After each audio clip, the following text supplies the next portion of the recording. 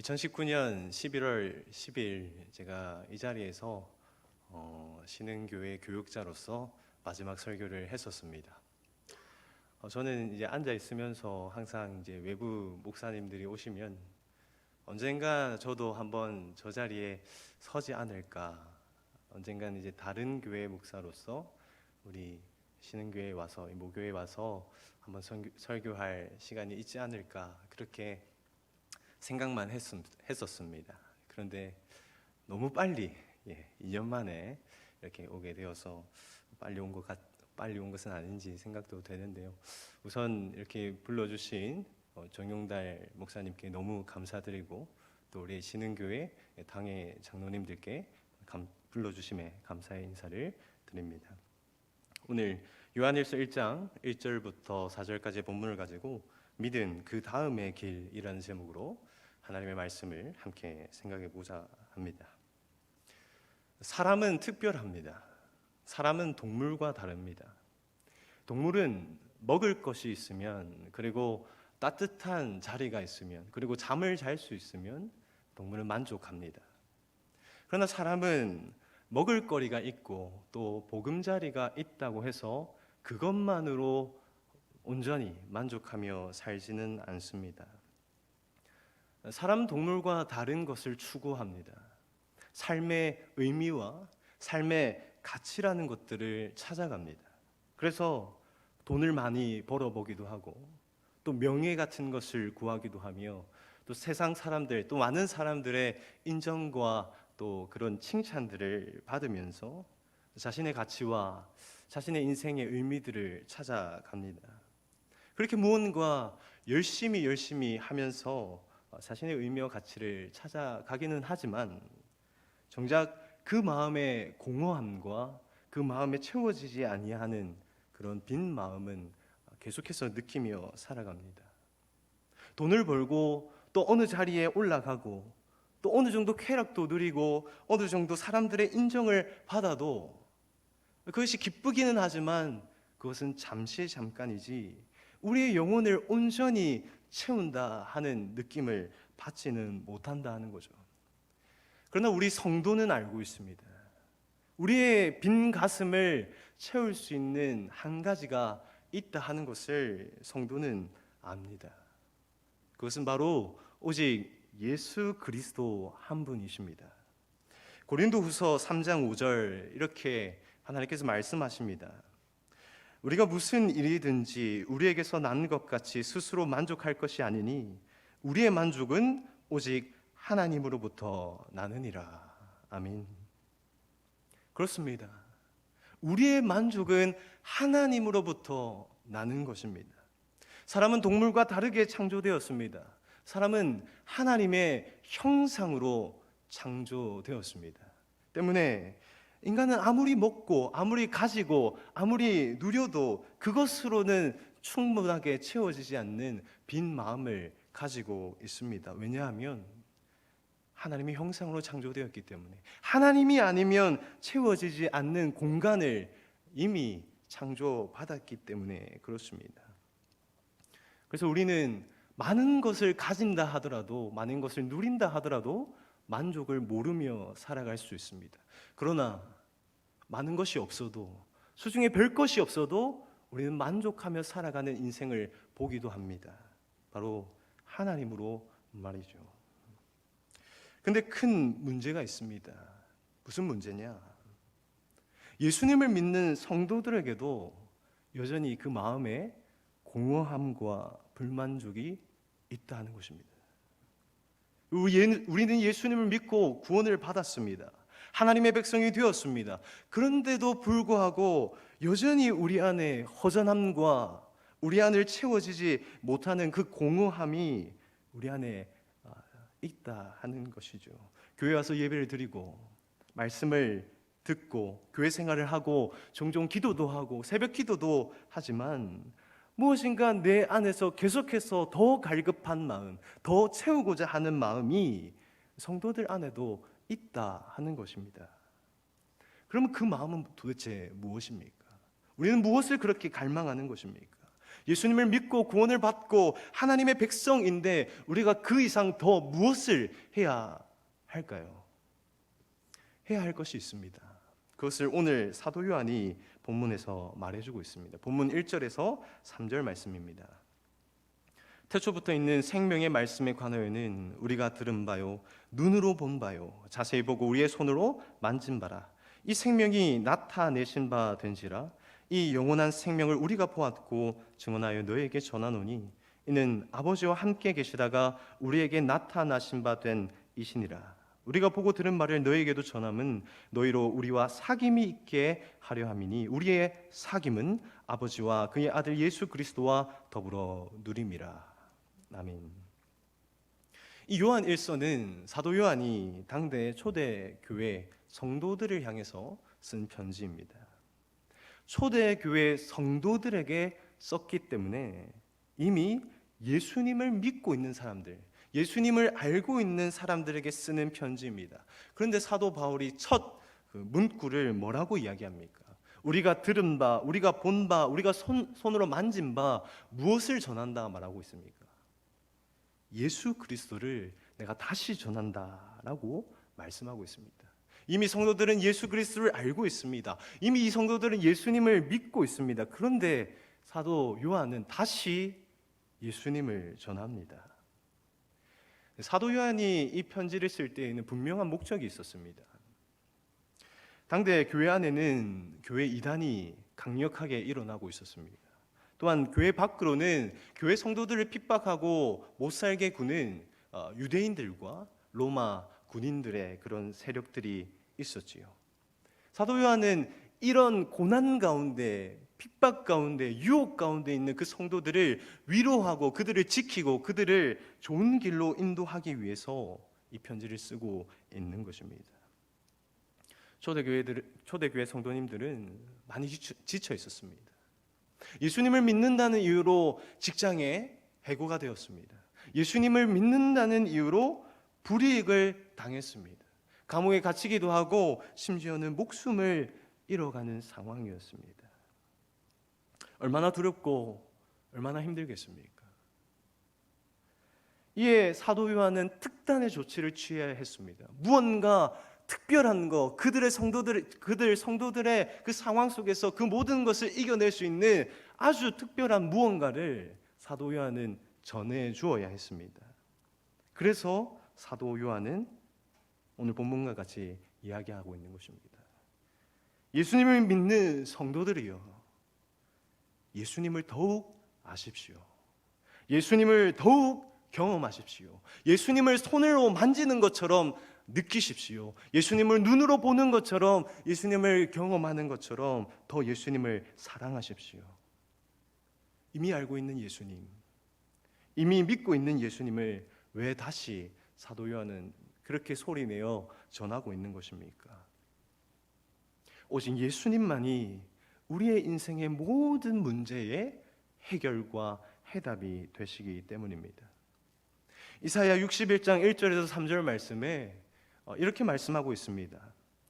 좀 긴 말씀이지만 제가 빠르게 읽겠습니다. 주 여호와의 영이 내게 내리셨으니 이는 여호와께서 내게 기름을 부으사 가난한 자에게 아름다운 소식을 전하게 하려 하심이라. 나를 보내사 마음이 상한 자를 고치고 포로된 자에게 자유를, 갇힌 자에게는 노임을 선포하며 여호와의 은혜의 해와 우리 하나님의 보복의 날을 선포하여 모든 슬픈 자를 위로하되 무릇 시온에서 슬퍼하는 자에게 화관을 주어 그 죄를 대신하며 기쁨의 기름으로 그 슬픔을 대신하며 찬송의 옷으로 그 근심을 대신하며 그들이 의의 나무 곧 여호와께서 심으신 그 영광을 나타낼 자라 일컬음을 받게 하려 하심이라. 아멘. 여호와의 영이 임하시면, 여호와의 기름이 우리에게 부어지면, 예수 그리스도가 우리 삶 가운데 충만하게 채워진다면 가난한 자에게 복음이 들립니다. 예수 그리스도께서 우리에게 충만하게 임하시면 마음이 상하여 아픈 자가 고침을 받게 되고 포로된 자가, 죄에 묶인 자가 자유함을 얻게 됩니다. 외로움과 고독에 있는 사람들이 기뻐지고 하나님께서 주신 그 영광을 회복하게 된다. 성경이 말씀하고 있습니다. 이것은 전능하신 하나님, 이 성경을 기록하신 하나님, 세상을 창조하신 하나님의 약속이며 실제로 예수 그리스도께서 이 땅에 오셔서 하신 사역입니다. 그런데 이 성경의 말씀이 왜 우리의 삶 가운데는 지금 오늘은 왜 내 상황에서는 적용이 되지 않는 것일까요? 예수 그리스도를 믿으면 그의 영이 우리에게 부어지면 묶인 자가 풀림을 받고 회복이 되고 노임을 받고 모든 것들이 해결된다고 하는데 왜 이 땅에 교회를 다닌 많은 성도들이 그 모든 은혜들을 다 누리지 못하고 있는 걸까요? 오늘 사도 요한은 그 차이를 말해주고 있습니다. 본문 1절을 다시 한번 읽겠습니다. 태초부터 있던 생명의 말씀에 관하여는 우리가 들은 바요 눈으로 본 바요 자세히 보고 우리의 손으로 만진 바라. 아멘. 사도 요한은 예수님을 눈으로 보았습니다. 사도 요한은 예수님을 손으로 만졌습니다. 사도 요한은 예수님을 자세히 보고 손으로 만지는 것처럼 그를 경험하였습니다. 여러분, 믿음은 예수님이 이전에 계셨구나. 믿음은 나는 예수님 믿습니다. 저는 어렸을 때부터 교회를 다녔습니다. 라고 하는 고백으로 그 믿음이 완성되지 않습니다. 믿음이란 예수님을 눈으로 보는 것이고 예수님을 손으로 만지는 것이고 예수님과 자세하게 그 깊은 사귐으로 들어가는 것이 바로 믿음입니다. 본문 3절 말씀입니다. 우리가 보고 들은 바를 너에게도 전함은 너희로 우리와 사귐이 있게 하려 함이니 우리의 사귐은 아버지와 그의 아들 예수 그리스도와 더불어 누림이라. 아멘. 그렇습니다. 우리가 예수님을 믿는 것은 예수님을 우리의 구주로 고백하는 것으로 시작합니다. 그러나 그것이 끝이 아닙니다. 그것은 시작입니다. 우리가 예수님을 믿고 우리 예수님을 구주로 고백하는 것은 믿음의 시작점입니다. 그 믿음 다음에 성도는 계속해서 달려가야 할 길이 있습니다. 그 길은 예수님을 손으로 만지는 것처럼 눈으로 보는 것처럼 자세히 아는 것처럼 깊은 사귐으로 들어가는 것이 바로 믿음, 그 다음으로 걸어가는 길입니다. 예수님으로 말미암아 받는 은혜, 기쁨, 평안, 만족을 누릴 수 있는 사람은 단순히 교회에 나오는 사람이 아니라 예수님과 깊은 그 사귐 가운데 들어가는 사람이 바로 그 은혜를 누리게 된다는 것입니다. 그렇다면 우리가 어떻게 예수님과 사귈 수 있습니까? 혹시 예수님과 사귀고 싶으십니까? 어떻게 예수님과 사귈 수 있습니까? 우리는 보통 사귐이라는 단어를 생각하게 되면 젊은 청년들의 연애를 떠올릴 수 있습니다. 그렇죠. 청년들이 남녀 간의 사귐을 가지게 됩니다. 그런데 그때 어떻게 사귐이 되어집니까? 어떻게 사귈 수 있습니까? 너무 오래돼가지고 기억이 가물가물 좀 하실 수도 있을 것 같은데요. 저 같은 경우를 예를 들면 일단 사귐은 고백으로부터 시작합니다. 저는 아내에게 편지를 썼습니다. 제 마음을 담아서 좋아합니다, 사랑합니다, 앞으로 저와 교제합시다, 사귀시다. 네, 그렇게 다들 그렇게 안 해보셨습니까? 네. 편지를 써서 마음을 전달했습니다. 그것은 사귐의 시작입니다. 사귐은 고백으로 시작합니다. 마찬가지로 우리가 예수 그리스도를 믿는 것도 고백으로 시작합니다. 주님, 내가 예수님을 믿습니다. 그러나 그것은 시작입니다. 그러면 그 뒤에 어떤 것이 달라집니까? 사귐이 시작되면 사귐이 없던 시점과 분명히 달라지는 점 몇 가지가 있습니다. 그 중에 가장 큰 것은 둘 간에 담이 없어진다는 것입니다. 사귀게 되면 두 사람 간에 담이 없어집니다. 먼저는 육체적인 담이 허물어집니다. 사귀기 이전에는 두 남녀가 손을 잡지 않죠. 손을 잡지 않고 적당한 거리를 두고 나란히 걷습니다. 그러나 사귐이 시작이 되면 그 담이 허물어집니다. 손을 잡을 수도 있고 어깨 동무를 할 수도 있고 또 보응도 할 수 있습니다. 육체적인 담이 무너집니다. 또 더불어서 마음의 담도 무너집니다. 사라집니다. 이전에 사귐이 없을 때에는 서로 하지 못할 말 또 할 말이 구분되어 있었습니다. 그러나 사귐으로 들어가고 나서는 내 기쁨과 내 슬픔과 내 짜증과 내 삶의 세세한 모든 순간까지 함께 나누는 사이가 되어지는 것입니다. 이것을 바로 우리는 사귐이라고 그러고, 조금 더 다르게 표현을 하자면 연합이라고 하며 함께 하는 사이다라고 말을 합니다. 오늘 본문 2절 말씀입니다. 이 생명이 나타내신 바 된지라 이 영원한 생명을 우리가 보았고 증언하여 너희에게 전하노니 이는 아버지와 함께 계시다가 우리에게 나타나신 바 된 이시니라. 아멘. 본래 이 사귐이라는 것은 삼위 하나님께서 시작하신 것입니다. 성부, 성자, 성령 하나님은 영원한 사귐 속에 함께 계셨습니다. 늘 함께 교제하시고 모든 것을 나누시며 기쁨과 슬픔과 눈물 모든 것을 함께 하시는 분이셨습니다. 그 사귐이 너무도 좋아서 삼위 하나님은 우리를 그 사귐으로 초대하시는 것입니다. 우리가 모든 것을 나누고 모든 기쁨과 슬픔과 눈물을 우리 주 되신 그 하나님과 나눌 수 있는 자리로 초대하는 것이 바로 주님께서 우리를 초대하시는 사귐의 초대입니다. 믿음은 그 사귐으로 들어가는 것입니다. 그렇다면 우리는 예수님과 모든 것을 함께 나누며 친밀한 사귐을 가지고 있습니까? 우리는 예수님과 교제하는 시간이 주일 예배 시간 외에 정말 있습니까? 교회가 아닌 가정에서 우리는 예수님과 함께하고 있습니까? 교회가 아닌 나의 직장에서 나는 예수님과 동행하는 사람으로 살아가고 있습니까? 내가 홀로 운전하는 그 차 안에서 주님과 동행하고 있습니까? 친구들과 만나는 그 자리에서 우리가 예수님과 동행하고 있습니까? 아무도 없는 은밀한 나의 홀로 있는 그 자리에 과연 정말 우리가 예수님과 동행하며 친밀한 교제를 나누고 있습니까? 만약 우리가 우리의 삶을 돌아보았을 때에 교회 밖에서 내 모습에서 예수님을 찾아볼 수 없다. 그렇다면 우리는 정말로 두렵고 떨리는 마음으로 우리의 믿음이 어떠한지를 돌아보아야 합니다. 마태복음 7장 21절에서 23절 성경에서 가장 두려운 말씀이 있습니다.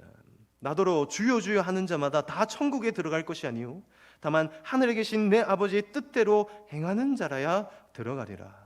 그날에는 많은 사람이 나더러 이르되 주여 주여 우리가 주의 이름으로 선지자 노릇하며 주의 이름으로 귀신을 쫓아내며 주의 이름으로 많은 권능을 행하지 아니하였나이까 하리니 그때에 내가 그들에게 밝히 말하되 내가 너희를 도무지 알지 못하니 불법을 행하는 자들아 내게서 떠나가라 하니라. 무슨 말입니까? 교회를 다닌다고 해서 헌금을 드린다고 해서 성경을 읽는다고 해서 매일매일 새벽 기도에 빠지지 않는다고 해서 그것으로 우리가 천국 가는 것이 아니라는 말입니다.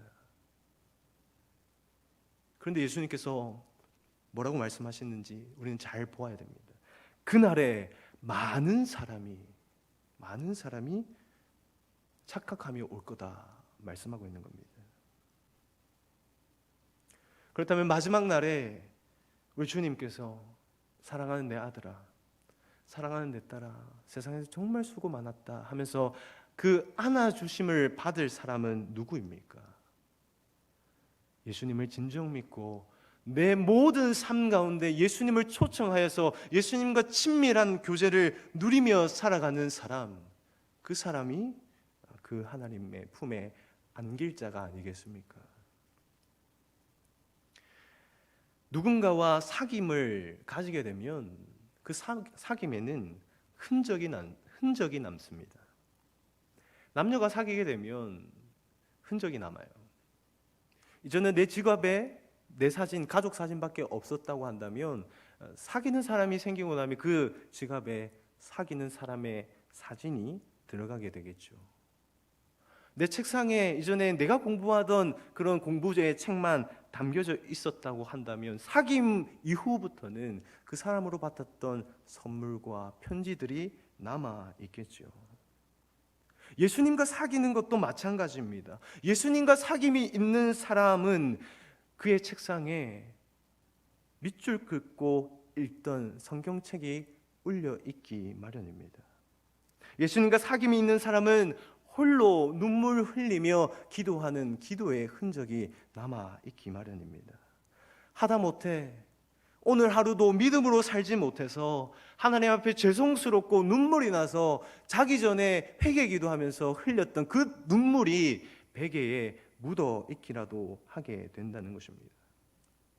그런데 만약에 내 책상에, 그런데 만약에 내 휴대폰에, 내 삶의 모든 자리에 하나님이 아닌 다른 것이 가득 차 있다면 우리는 하나님이 아닌 그 가득 찬 것과 사귐을 가지고 있는 것입니다.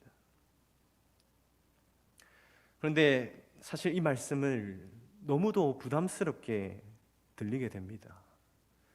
매 순간 주님과 동행하는 것 우리가 잘 알고 있지만 그것이 너무나 부담이 되고 또 염려와 걱정이 됩니다. 매 순간을 하나님과 동행하게 되면 내가 이것도 못하게 될 건데, 내가 저것도 못하게 될 것 같은데, 그렇게 되면 내가 내 삶이 너무나 불편하게 될 것 같은데, 내 삶이 너무나 재미없고 때로는 성공하는 방향이 아니라 별로 성공하지 못하는 방향으로 갈 것 같다는 생각이 듭니다. 그러나 기억하십시오. 우리 예수님께서, 우리 하나님께서 우리를 사귐으로 초청하는 것은 우리를 얽매이고자 하는 것이 아닙니다. 우리를 불편하게 하고자 하는 것이 아닙니다. 우리를 못살게 굴고자 하는 것이 아니라 우리를 온전한 기쁨으로 초대하기 위해서 우리를 사귐으로 부르시는 것입니다. 오늘 본문 4절 말씀을 우리 다 같이 한 목소리로 읽어보겠습니다. 본문 4절입니다. 같이 읽습니다. 시작. 우리가 이것을 쓰면 우리의 기쁨이 충만하게 하려 함이라. 아멘. 사도 요한이 이렇게 예수님과 사귐을 가져라, 예수님과 친밀하라, 말씀과 기도 가운데 예수님을 가까이 하고 매 순간을 예수님과 함께 걸어가라 라고 하는 이유가 무엇입니까? 그 가운데 그 삶에 인생의 기쁨이 있기 때문입니다. 그 삶에 성도의 참된 기쁨이 있기 때문입니다. 예수님과 사귐이 있어야 신앙생활이 즐겁습니다. 예수님을 믿는다고 하지만 예수님과 사귐이 없으면 신앙생활은 정말 불편합니다. 저는 사실 사귀는 사람이 있습니다. 제 집에 있는 사람입니다. 오해하지 마시고요. 집에 있는 사람과 사귐입니다. 아내죠. 저는 아내와 모든 시간들을 함께 합니다. 그리고 함께 하기를 원합니다. 사실 요즘은 너무나 바빠가지고 함께 할 수 있는 시간들이 많이 줄었는데요. 그래도 거의 대부분의 시간들을 함께 하려고 합니다. 그래서 제 결혼 생활은 참으로 빡빡하기도 합니다. 좀 힘들기도 합니다. 그러나 그렇기 때문에 제 결혼 생활은 더없이 기쁘고 행복합니다. 사실 아까도 보셨겠지만 이 새 아이를 키우며 살아간다는 건 쉽지 않은 일인 것 같습니다. 한 친구가 울면 또 다른 친구가 울고 또 다른 친구, 돌림 노래처럼 막 울음이 시작되기도 하고요. 누군가 이 낙서를 하고 있으면 다른 깨지는 소리 들리고 그렇습니다. 그런데 속된 말로 소위 찢고 볶고 그렇게 울며 웃으며 살아가더라도 내가 사랑하는 아내와 함께 하기 때문에 저의 인생은 기쁘고 행복합니다. 그런데 괴로운 결혼생활, 때로는 외로운 결혼생활, 쓸쓸한 결혼생활을 하는 사람들이 사실 이 시대에 많이 있죠. 여러 가지 문제가 있을 것입니다. 그러나 근본적인 문제를 따져보면 왜 그들이 행복한 결혼생활을 하지 못합니까? 부부이지만 사귀지 못하기 때문입니다. 부부이지만 밥을 따로 먹고, 부부이지만 취미를 따로 하고, 부부이지만 함께 마음을 터놓고 이야기할 수 없는 상황이 되어버렸기 때문에, 그 관계가 되어버렸기 때문에 결혼이라는 아름다운 가정이라는 울타리에 있지만 그것이 괴롭고 힘들게 되는 것입니다. 우리의 신앙생활은 어떻습니까? 교회 다니는 것이, 예수님 믿는 것이 행복하십니까? 아니면 괴롭습니까? 만약에 우리가 행복하다면 왜 행복하고 괴롭다면 왜 괴롭습니까? 우리가 행복하게 신앙생활을 하고 있다면 예수님과 사귀고 있는 것입니다. 그런데 내가 예수님을 믿고 있지만, 그 믿음이 확실하지만 내 신앙생활이 괴롭고 불편하고 불만족이 있고 여전히 그 안에 공허함이 있다면 그것은 내가 아직 예수님과 깊은 사귐 가운데 들어가지 못했기 때문입니다.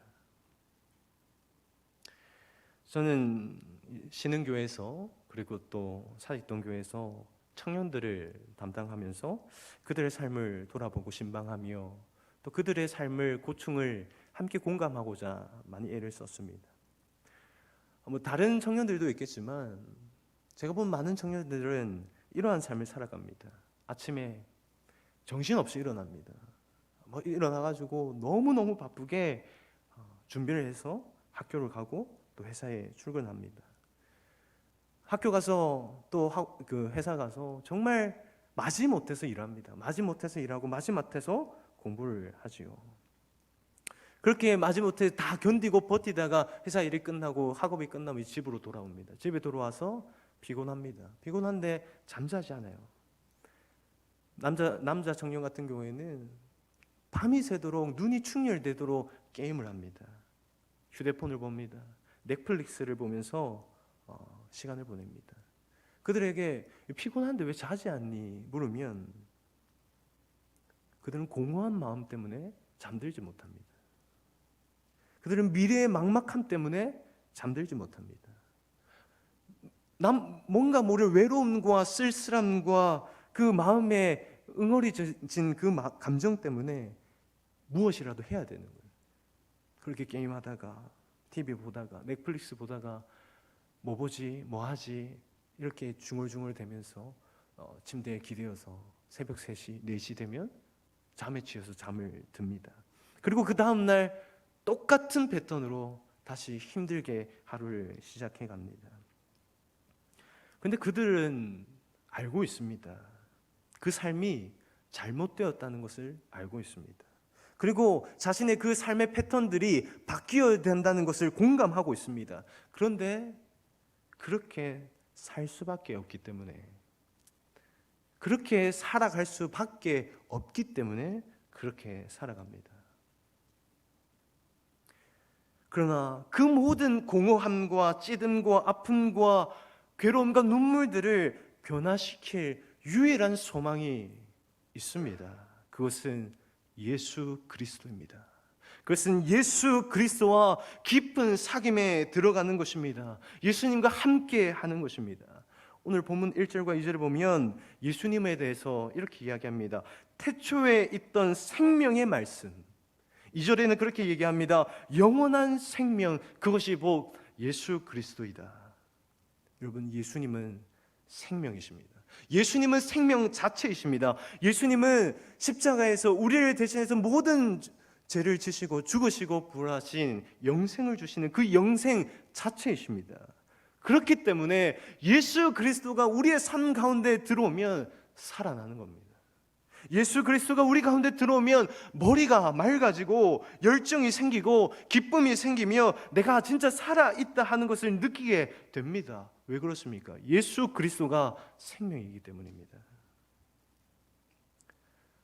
사랑하는 신흥교회 성도님 여러분, 우리는 단순히 주일에 교회에 와서 예배 드리는 것으로 그쳐서는 안 됩니다. 적당히 헌금하고 봉사하는 것에 멈춰서도 안 됩니다. 그것은 믿음 시작입니다. 그것은 믿음의 시작일 뿐입니다. 믿음 그 다음의 길이 있습니다. 그것은 영원하시고 무한하신 예수 그리스도를 알아가는 그 깊은 사귐의 길입니다. 우리는 예수님을 더욱더 알아야 합니다. 예수님을 더욱더 사랑해야 합니다. 나의 모든 삶 가운데, 나의 가정과 학교과 직장과 내 모든 만나는 그 사람들의 관계 속에서도 예수 그리스도가 묻어 나올 수 있을 정도로 친밀한 그 예수 그리스도의 사귐 가운데 들어가야 합니다. 그것을 위해 기도해야 합니다. 매일 아침에 눈을 뜨고 저녁에 눈을 감을 때 주님, 나와 동행해 주십시오. 내가 보는 것들을 주님과 함께 보게 하시고, 내가 듣는 것들을 주님과 함께 듣게 하시고, 내가 손으로 하는 모든 것들이 주님과 동행해지게 하여 주옵소서. 기도해야 합니다.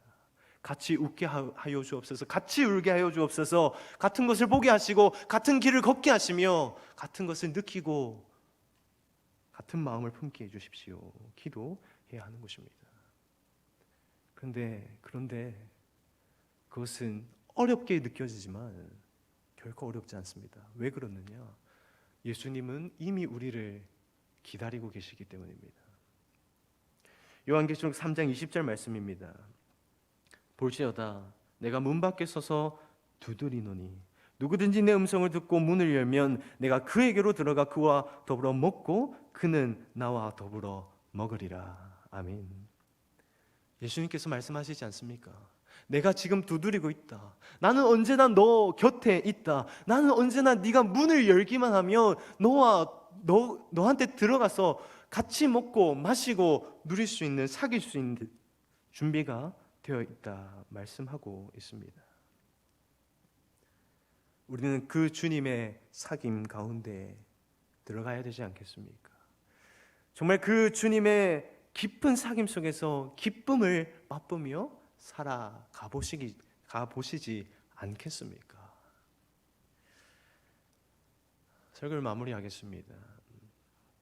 많은 사람들이 제가 미국을 간다고 했을 때에 격려하고 축복해 주시면서 좋은 말씀을 많이 해주셨습니다. 자녀들 교육에도 참 좋겠다. 목사님 앞길에 정말 사역에 참 많은 도움이 되겠다. 맞습니다. 좀 하나님의 은혜입니다. 근데 제게 정말로 기대되는 것은 전혀 다른 것입니다. 아이들의 교육, 제게 공부할 수 있는 기회, 많은 경험들, 물론 그것이 좋은 것이긴 하지만 제가 정말로 기대하고 바라는 것은 그 미지의 세계 속에서, 그 미국이라는 땅에서 주님과 사귀게 될 그 깊은 교제가 기대가 됩니다. 사실 쉽지 않을 것 같습니다. 이미 세 자녀가 있고 또 아내 뱃속에 넷째가 있습니다. 언어도 다른데 출산을 해야 됩니다. 아이들 학교도 보내야 됩니다. 아이들도 언어로 많이 힘들 것 같습니다. 문화도 다릅니다. 그래서 재정적인 문제, 관계적인 문제 생각하면 너무나 걱정할 것이 많이 있습니다. 그러나 오히려 그렇기 때문에, 오히려 내가 아무것도 할 수 없는 상황이기 때문에, 오히려 내가 할 수 있는 것은 단 하나도 없기 때문에 저는 그곳에서 주님과 하루하루 살아가게 될 그 깊은 교제의 시간이, 사귐의 시간이 너무나 기대됩니다. 함께 웃게 될 것이고, 함께 울게 될 것이고, 함께 넘어지고 쓰러지고 다시 일어나고 회복될 그 시간들이 저는 참으로 기대가 됩니다. 사랑하는 신흥교회 성도님 여러분 어디로 걸어가고 계십니까? 믿음은 시작점입니다. 내가 예수 그리스도를 믿는다 고백하는 것이 결코 종착점은 아닙니다. 우리는 더 그 다음, 믿음 그 다음의 길, 예수님과 더 깊은 교제로 나아가는 길로 걸어가야 하겠습니다. 마지막으로 하박국 3장 17절에서 18절 말씀을 함께 선보하고 말씀을 마무리하겠습니다. 같이 읽습니다. 시작. 비록 무화과 나무가 무성하지 못하며 포도나무에 열매가 없으며 감람나무에 소출이 없으며 밭에 먹을 것이 없으며 우리의 양이 없으며 외양간에 소가 없을지라도 나는 여호와로 말미암아 즐거워하며 나의 구원의 하나님으로 말미암아 기뻐하리로다. 할렐루야. 오직 여호와로 말미암아, 우리 모든 것 대신 그 하나님으로 말미암아 기뻐하며 남은 우리의 주님 다시 만날 그날까지 기쁨으로 걸어가시는 저와 성도님 되시기를 주님의 이름으로 축복합니다. 기도하겠습니다.